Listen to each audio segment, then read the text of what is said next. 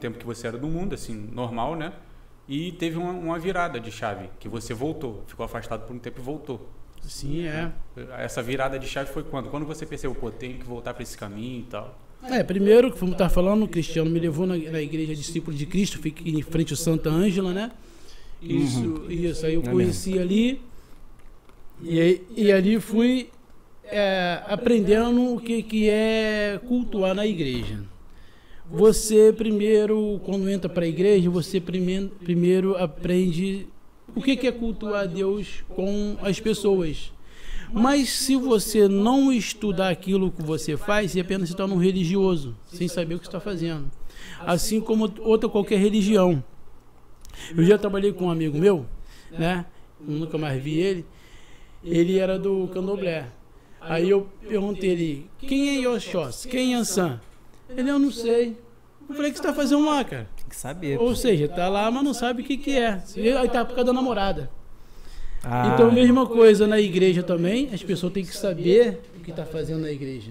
Quem é Deus, conhecer quem é Jesus, por que existe apóstolo, por que hoje em dia, essas coisas, porque senão você é enganado. O pior é você ser enganado com a verdade debaixo do braço.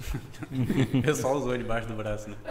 Assim, modo antigo dizer, né? A gente ia para a igreja antigamente, a gente leva muito agora no celular, né? Mas antigamente era a igreja assim.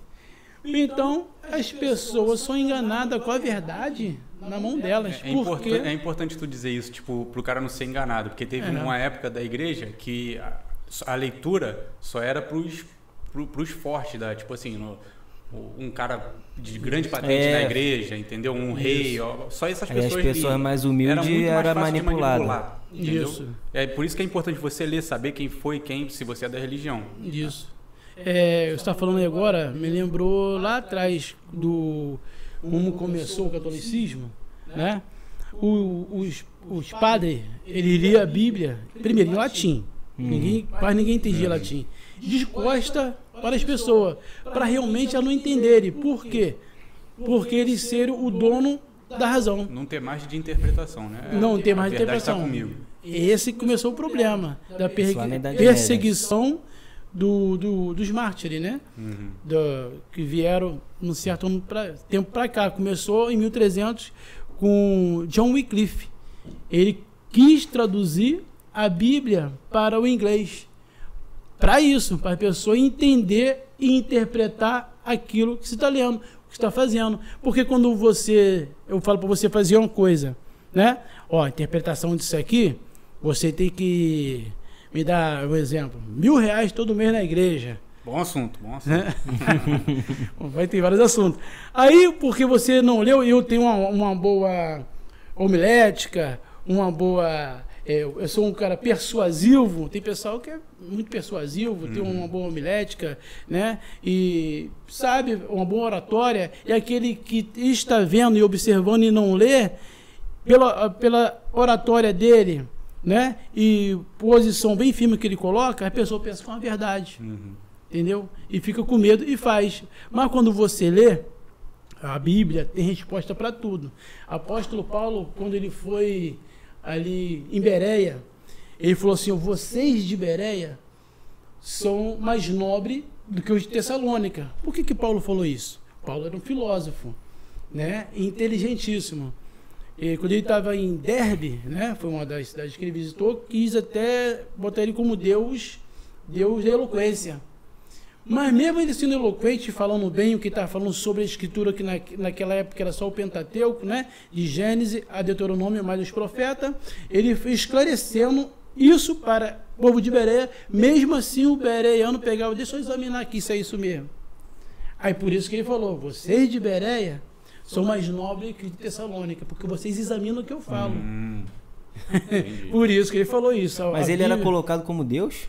Não, quiseram colocar. Quiseram colocar. Mas ele negou? Claro, na primeira viagem que ele teve, entendeu? Ele estava ali... Deus do quê? Da oratória? Como é que é? Eloquência. Ele estava ali em Antioquia, foi a primeira viagem, passou na ilha que eu esqueci o nome, foi para Listra, parou em Derbe. Em Derbe ali, ele também curou, fez algumas curas, mas ele falava muito bem, ele tinha um poder de oratória muito bom. É um dom, né? É um dom, né? E ele também é inteligentíssimo. Ele estudou Gamaliel, que era um líder lá em Israel, né? Que ensinava muito bem. E ele, por falar muito bem, o pessoal da localidade que botou ele como Deus Mercúrio, o Deus da eloquência. Aí ele falou, vocês são Deus. Estava ele e Barnabé ainda, primeira viagem. Aí, não, vocês são Deus e tal. Aí ele chama ele de rasgar a roupa. Rasgaram a roupa dos nossos vestes. Não somos Deus. Toda honra e toda glória é para ele. Deus é quem faz, não somos nós. E com isso, deram uma costa bem dada nele. Por não ter aceitado? Não ter aceitado. Apanhou muito, coitado. Queriam transformar ele num Deus e depois bateram nele. Então, aí na Bíblia, sobre teologia, há muita polêmica em vários pontos e várias coisas. Exemplo. Quem me explicar, nunca ninguém consegue explicar, qual era o... Como é que é o nome? O espinho na carne de Paulo. Todo mundo tem uma história a contar, né?